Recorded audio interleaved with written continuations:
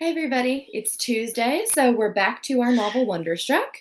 We are going to start on page 128.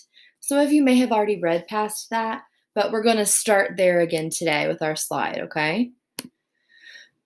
So, let me let this load. Today we are going to read 128 through 177 together. We're going to talk about our character chart as well as answer some guiding questions as we read. And then I'm going to start releasing the reins a little bit and allow you to read 178 through 195 by yourself. And then you'll answer text-based questions, okay? All right, we're still focusing on quoting accurately from the text. We will also be looking at some plot elements today as well, okay? All right, we are on 128, starting with pages and pictures. Let me back you up so that we can read together. All righty. Okay. All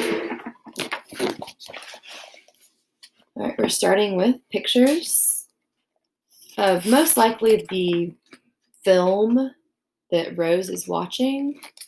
Stormy, right? Now this has text. Where can we find shelter from the storm? We know that a mother and a child are running in a storm in the video or the movie she's watching. Oh no, there's a tornado. Someone's roof is getting ripped off. Could be hers, I'm not sure. So it's not just a storm, it's a severe storm. Now we are back to text. Alrighty. Let me read you Ben's perspective. Ben's whole life, as far as he knew, his mother had never had a boyfriend. She had friends on the lake and in town, and she stayed out late sometimes without telling Ben where she'd been, but she never brought anyone home with her, so he'd never asked. Remember, he's wondering who Danny is, kind of connecting the dots to his mother's possible secret. There was only one Major Tom, but Ben knew he was just a fantasy. He stared at the date on the bookmark. It was from the year Ben had been born. That's a huge clue. Things began to fall into place in his mind. If a man named Danny had known his mother the year he'd been born, and he'd signed a note with the words, "Love, Danny," was it possible that he could have been Mom's boyfriend? And if he was a boyfriend, could he by any chance have been Ben's father? In an instant, it all seemed possible. He'd asked his aunt in the morning if she knew anything. Ben looked again at the address on the bookmark. His mind reeled with the idea that his father might live in New York City, and then he thought about all the money in the rainy day fund. Ben rubbed his forehead and his imagination took over.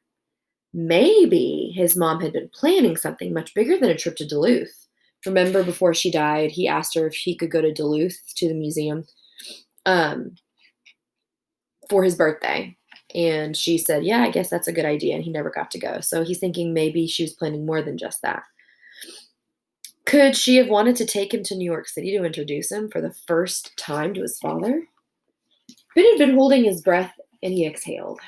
What was he thinking? Even if Danny was an old boyfriend of his mom's, there was no proof that he was Ben's father.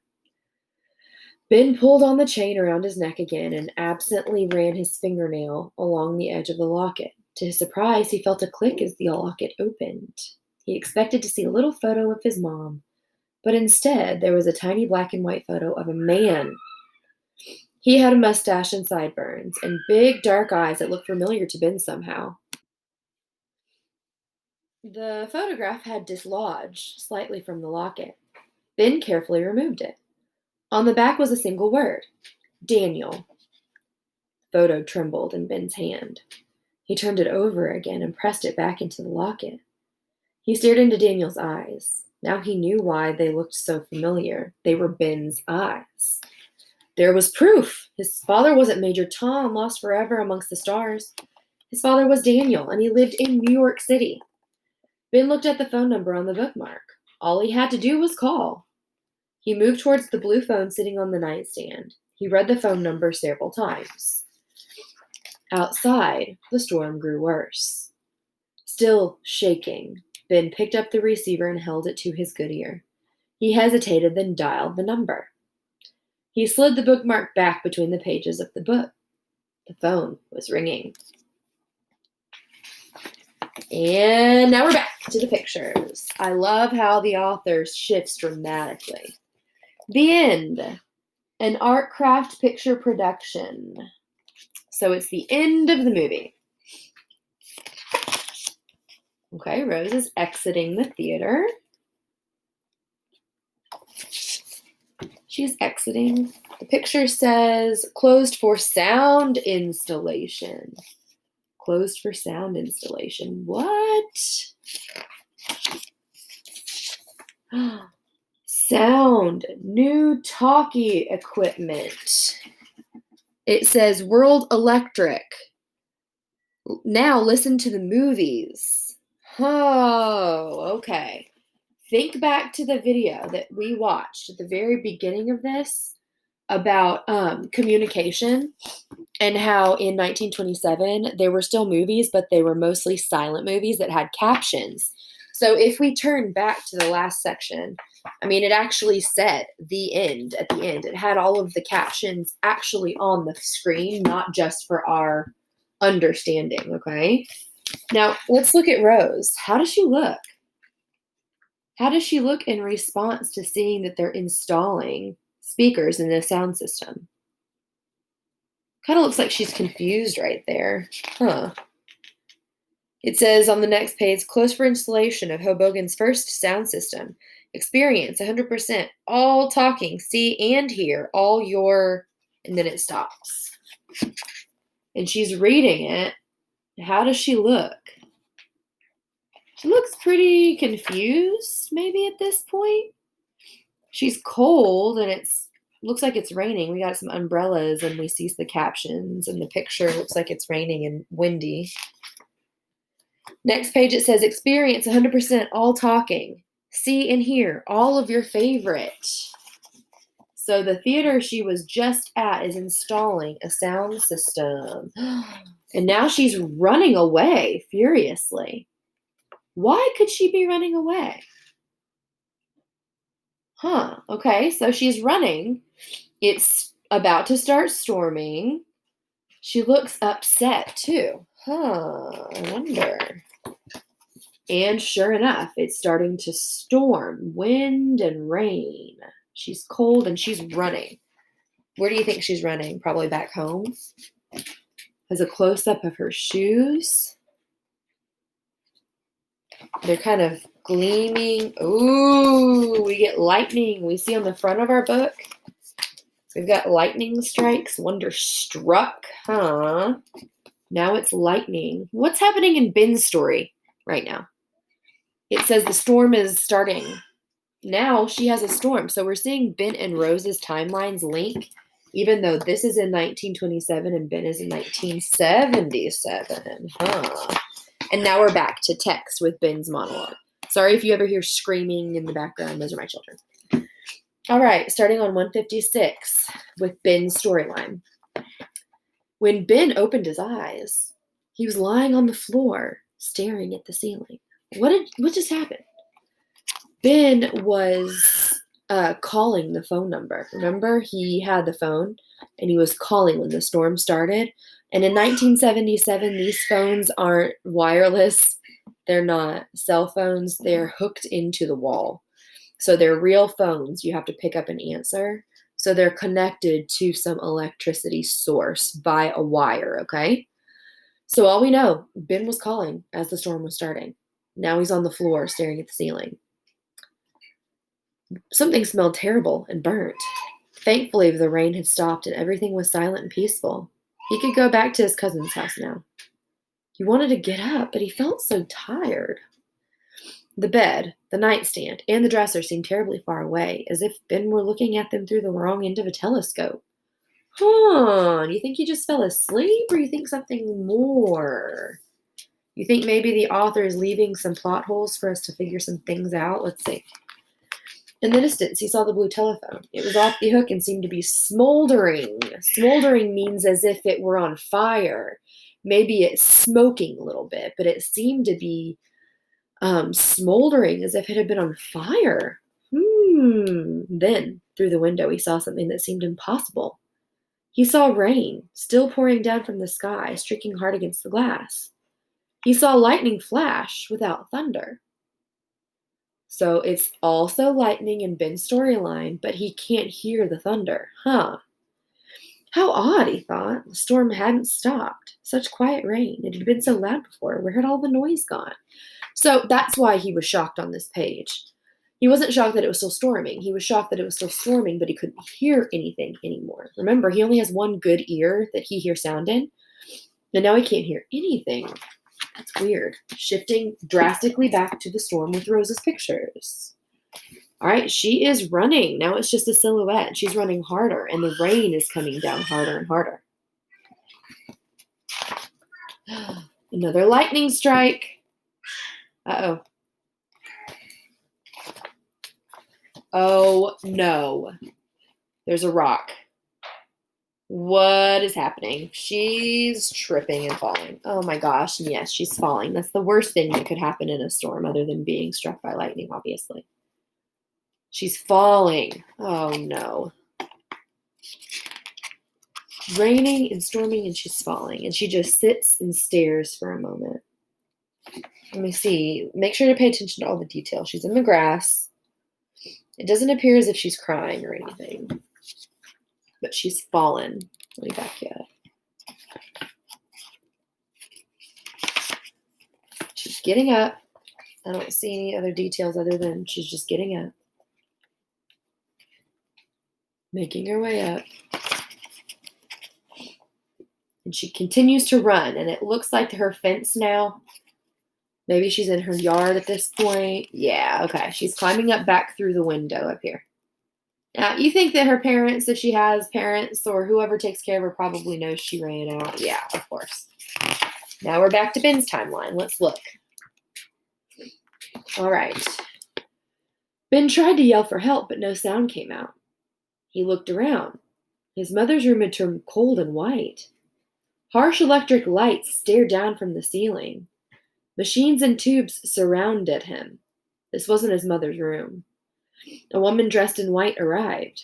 She was wearing a little white cap. A stethoscope hung around her neck. A name tag clipped to her uniform read Linda. Her eyes were kind. Where is he? He's in the hospital. This does not appear good. Hold on. All right. So, a nurse. Why did he need a nurse? We're on 174, in case you were just picking up here. Why did he need a nurse? Was this a hospital? How had he gotten here? Ben stared at Linda's mouth, which was moving, but she wasn't saying any words. Why wasn't she speaking? Okay, he can't hear anything right now. Whoops, later. He can't hear anything, which is really weird. Now, he couldn't hear anything in one ear to begin with, but now he can't hear anything at all. So what could happen or be happening? Let's keep reading and see. So he's in a hospital currently. All right. He tried to get up to go to the bathroom, but Linda stopped him. Her mouth was moving silently again. She put her finger to her lips as if she were saying, shh. That's a universal symbol that he could probably understand. He wanted to scream at her and to speak up, to tell him what was going on here, but he was too tired, and his head hurt too much. He let her ease him back onto the pillow, and he closed his eyes. He must have cried out because another nurse came and gave him some medicine. Linda placed her fingers by the side of his head, next to his good ear, and made a snapping motion. Like that. Notice he said motion. Notice he didn't hear anything whenever this was happening. And made a snapping motion. Why wasn't there any sound? Linda took out a chart and wrote something down. Ben's eyelids felt heavy, so he let them close. Maybe he was just dreaming. Was it days later, or only a few minutes when his Aunt Jenny appeared? Her eyes were red and watery. She sat on the bed and stroked his hair. He thought he could smell the food she'd been cooking at the lodge as she ran her fingers down his cheeks, just like his mom used to. He watched her lips move. He looked at the nurses talking to each other. His head felt like it was full of leaves. He opened his mouth to say he couldn't hear, but nothing came out. The nurse handed Aunt Jenny a piece of paper and a pen. She wrote a note and handed it to Ben. I know you can't hear. Don't try to talk. Just lie still. Oh, no. So he can't hear. I'm thinking something serious happened when he made that phone call during the storm at his house, okay? Because he can't hear anymore. He went from making the phone call to waking up staring at the ceiling to looking and not seeing or hearing anything except he saw the storm outside to waking up in a hospital room, unable to hear. So something serious must have happened. Now his Aunt Jenny is writing a note to him because he can't hear anything, but she knows he can't hear. Also seems like she was crying because her eyes were red and puffy. Something bad happened. Let's keep reading to find out. Ben's head throbbed. How did she know what he had been thinking? You had an accident. You're going to be okay. You were hit by lightning. Aunt Jenny crossed out 2 of the words and rewrote them. She crossed out you were. Your house was hit by lightning. The lightning traveled through the wires and into the phone, which you were holding to your ear. He got struck by lightning. Ben rubbed his good ear, or what had been his good ear. Hit by lightning? What had he been doing in the house? Why had he been holding the phone? Now he can't remember anything he was doing. Oh, this is crazy. He tried to remember. All he saw was a silver locket. Instinctively, Ben's hand went to his neck, but the locket was gone. Janet found you in your mom's room this morning. I'm sorry, Ben. You have been through too much. Ben tried to sit up to say something, but his aunt gently eased him back and brushed his hair from his eyes. She blew her nose and continued to write. The doctors need to run more tests. We're going to transfer you to the Duluth Children's Hospital tomorrow. Duluth? Ben had been going to Duluth. Ben was going to Duluth? Hadn't he once wanted to go there? Ooh, so he can't even remember that far back. Oh my gosh. So now Ben can't remember anything. Do you think that he remembers that his mom died? Because that's when he had the discussion about Duluth. Oh no. So this is really bad. He looked at his aunt and had a vision of glowing yellow curtains, and the seashell turtle appeared, and an old blue notebook, and then all the images blurred together, so he's remembering things. Ben's head and body ached so much that he had to close his eyes again. He must have cried out, because the nurses came with more medicine and adjusted his IV. Slowly, the pain began to slip away, and the silence swallowed him whole. Oh my gosh. So now Ben is completely deaf. He's only communicating with his aunt through written messages. So does that suggest that he knows sign language? No, he doesn't. He's forgotten what he was doing right at the moment that he got electrocuted. We thought he might have forgotten everything, but he remembered everything that he was doing. Maybe that includes finding Danny and calling Danny or calling that number and trying to figure out the address in New York City? Maybe, okay? Now, I'm going to read all the way to 184, okay? So we're back to Rose's timeline in 1927. She's back in her house or in her room. These are knocked over. Do you think she did that, maybe? I don't know. I'm not sure if she did that, but she looks really upset. We see an upset expression on her face. Could be just from running from the storm, but I think there's more to it. She looks shocked. Looks like she sees something downcast and she's shocked. What is it? Ooh. Teaching the Deaf to Lip Read and Speak. This was the book that man had who was coming to her house that she wrote the help note, remember, and then ran away. Uh-oh. There's a note. You are in trouble. Your tutor left the book for you to practice. Father. Okay. Her dad knows she's in trouble, and that was her tutor, like her private teacher, that was coming and left the note. I wonder. Oh, wait. Let's look at this. Teaching the deaf to lip read and speak. Okay. There are a few ways we can look at this. Let's look at all of the clues from the pictures to figure out what this means. Okay. She was upset because they were installing the sound system in the silent film that she was at.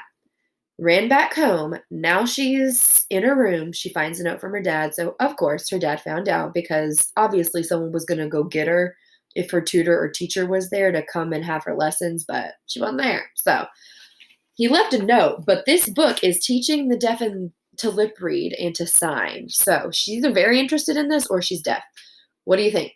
I think with all of the clues that were given, we know that she's deaf now, okay? So now we have a ton of similarities between her and Ben. Now Ben's completely deaf. Was he born deaf? No, only in one ear, but he's completely deaf now. She's deaf too. Was she born deaf?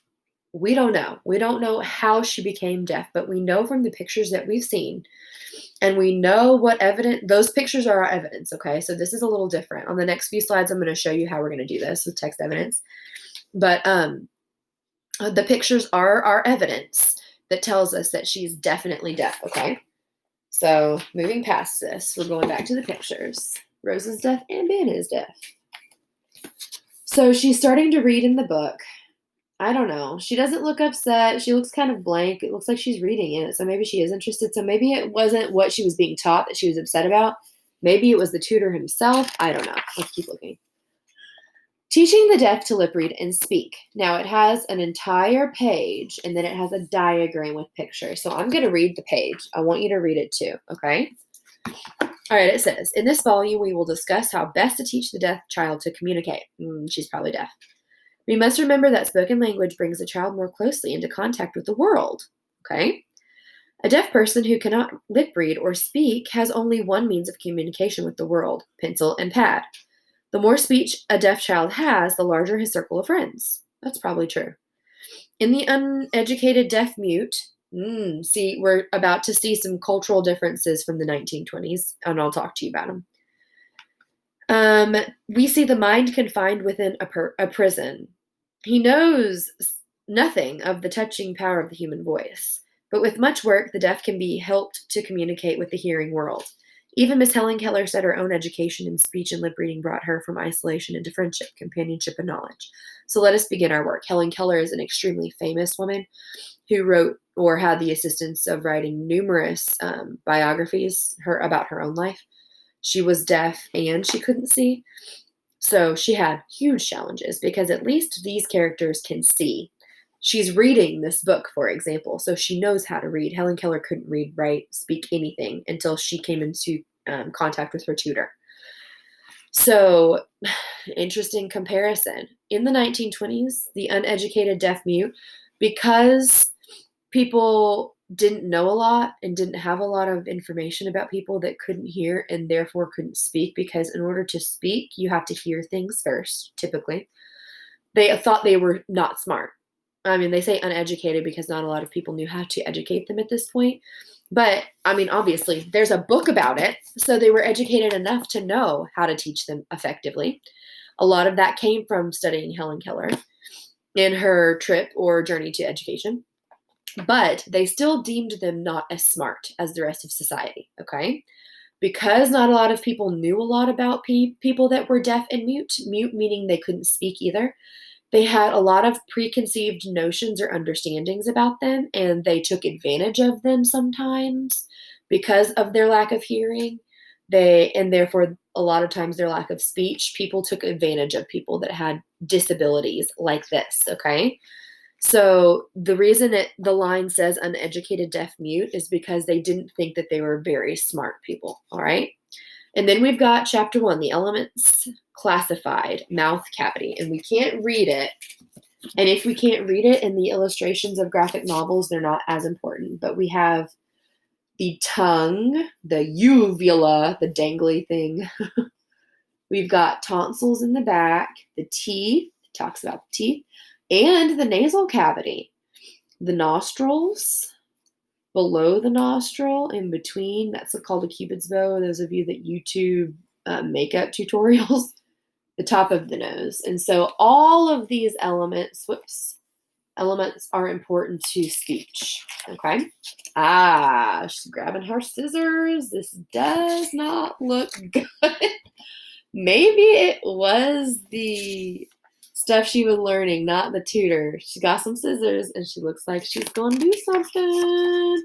And she is currently cutting up pieces of her book to make more New York skyscrapers. This looks like the Empire State Building, possibly the Sears Tower, and then she's falling asleep. So looks as though she's not interested in learning how to communicate using sign language. All right, so that ends up on page 194. We're going to pause and talk about it for a second. We're going to talk about communication, okay? Hold on for a moment. And of course, this would do this. There we go. All right. And I've gone past numerous slides. Hold up. Okay, so communication. I'm going to pause for a second. Okay, so we first have to talk about communication, all right? We've talked about it before. We've talked about different ways that people communicated in 1977 and 1927, but let's break it down even further. First of all, what is it? Communication, you'll learn, is how you convey your ideas, thoughts, needs, and emotions with someone. You can use English, Spanish, sign language, tons of different modes of communication, okay? It's also what you communicate. You usually communicate ideas, thoughts, needs, emotions, etc., all right? There are different methods of communication in our society. Computers, phones, talking, writing, singing, amongst a bunch of others, okay? So in this circumstance, first of all, I want us to think about Ben and Rose's communication difficulties now, all right? Now, they're different because of their two different time periods, all right? 1929, or 27, I just talked to you about how a lot of people don't know a lot about deaf culture in this time period. A lot of people don't know how to communicate. They consider them to be dumb, not smart. And sometimes they take advantage of deaf people in that time period. In 1977, there's a lot more understanding of the deaf, but it's still not totally normalized. So people might have an easier time communicating, but I mean, for example, he's newly deaf. He's actually had that advantage to a degree because he's already known what sounds sound like, and he already knows how to speak. The only challenge he's going to come across, not the only one, but one that's the most common or the current problem he's going to have is how to be able to speak without hearing himself again and without hearing the world around him, okay? But I want us to think about communication in today's society because we are kind of having a communication crisis ourselves. Not only are we not supposed to be traveling to and from, in fact, America has a travel ban to a lot of different countries. We're not allowed to travel because of COVID-19 to a lot of different countries in the world. But we're supposed to stay more locally. We're supposed to have masks on in all times in public areas. We're supposed to stay away from people who are elderly or have a pre-existing condition that could worsen their chances of surviving through COVID-19. So we're having kind of a communication problem right now in our society. So after I talk about this, I want you to pause and I want you to click the Flipgrid link. This is itself, the text box right here is the link. And I want you to answer this question on Flipgrid, okay? So what challenges could arise with communication in today's society? I want you to think any kind of problem that could happen. Any. It could be with a friend. It could be with a family member. It could be with a stranger. It could be anything, okay? Now, whenever you do Flipgrid this time, after you pause the video and click on the link, I want you to wait until I approve all of your responses, and then I want you to comment back, okay? You'll notice whenever you look at mine, you may not have yet, but I commented on all of your comments from last week's Flipgrid whenever you practiced with that question about how Ben might have felt going through his mom's belongings. But as soon as I allow any of your responses, I want you to stay on Flipgrid and I want you to look through them. I'm going to respond, but all you have to do is click comment on the bottom of each person's and it lets you record a comment. The only thing I have to say is some of you were like, which is a communication problem. With your mask on, it's twice as hard to hear in person, 500 times as hard to hear on camera, okay? So I need you to be a little louder, even though I know you're in a classroom setting. Be close to the microphone and be a little louder and make sure your sound is on. If it's mute like that, it's not going to work. Make sure your sound is pushed all the way up to the top. to be able to record so I can hear you too, okay? All right, pause and flip grid. Okay, so in the beginning I said you were going to have to read a few pages independently. I've already kind of done that. So I'm just going to read these last two, 194 and 195. Then we're going to check and correct our chart on our screen, okay? All right, 194. Ben heard the wind and the clacking of the boats in the water, the musical chirp of bird calls, footsteps crunching through the snow, and the distant sound of human voices. What? He's hearing this? I thought he was deaf. Fragments of his life rose up to the surface only to be pulled back under. He struggled to keep his head above the water. And I'm floating in a most peculiar way. And the stars look very different today. That's the song, Major Tom. A room covered in ornate shelves and strange objects built itself around Ben. Teddy Roosevelt was there, waving from a porch, and his mother's bed was waiting just for him. This could be something different, maybe a dream. He curled up in the indentation. A bookmark floated through the air and landed on his chest. Ben smelled cigarette smoke blowing in beneath the door. He heard howling as his bed rose up and drifted into space. He was an alien circling the North Star as Major Tom waved goodbye.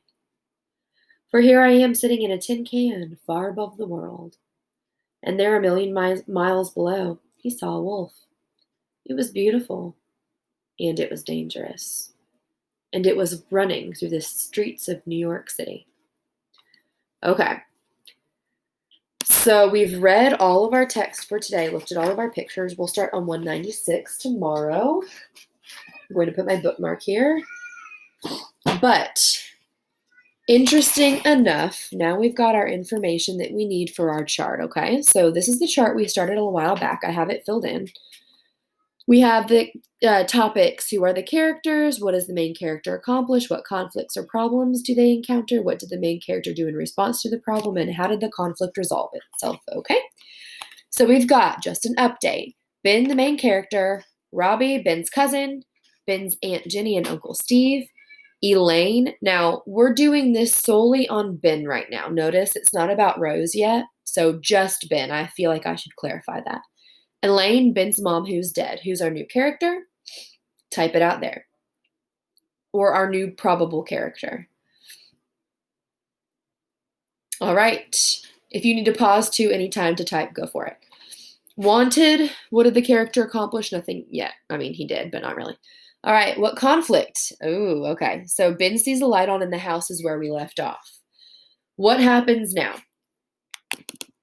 I'm going to help you with this one. This is a we do. All right, so Ben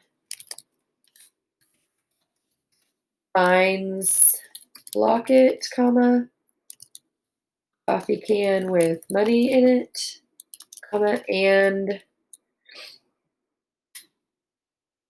blue book with, what would we call it? A bookmark inside. And then I'm going to pause. Let's scroll to our next slide. This is continued, okay? All right, so what happens? Ben finds picture and address / phone number of Danny.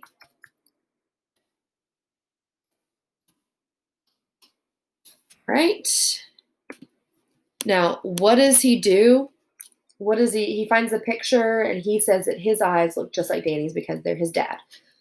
So Ben finds evidence to prove Danny may be his father. So he calls number. Then what happens? His house is struck by lightning, and he loses the rest of his hearing, which is awful. Just terrible. All right, let's refresh our memory. I'm scrolling back up to the next slide. What did the main character do in response to these problems? He looks through the box of objects to remember his mother. He goes and investigates the house. All right, we're going to type in 2 responses here. So I may have gone ahead of myself a little bit, but he calls the number. He wakes up in a Hospital, completely deaf, and confused. I will correct this. Super confused, okay? Then how did the conflict resolve itself? Has it resolved itself yet? No, it has not, okay? All right, so that's today's information, reading, questions, etc. for Wonderstruck. I will see you back here tomorrow, which will be Thursday, and hopefully I'll be back in the classroom, fingers crossed, and we'll start our next section of reading, okay? Those of you that are virtual learners at home will just continue with the videos here, but make sure you understand. Sometime this week, if you're a virtual learner, possibly Thursday, maybe Friday, your videos are going to be coming later because I'm going to be filming in class, first class period or first block, which ends at 11:30. And then I'll be uploading by the end of the day, okay? So I'll make sure I dojo message families of homeschool or virtual learners as well. But you'll be a day off, but not really because we're ahead of schedule a little bit. So I'll do it on a day that we're like interim testing in class that you won't be interiming yet so that we can be on the same schedule. But don't panic. I'll send a message when it happens because it's going to be a day-ish, a few hours shift. So I'll most likely be posting midday or at the end of the day the first time, and then we'll follow from there, okay? So don't worry. You'll just be a day behind in the date, but don't worry. I'll upload a video and everything explaining everything to you whenever it shifts so that I'll be actually filming in the classroom, okay? All right, I'll see you guys tomorrow. Bye.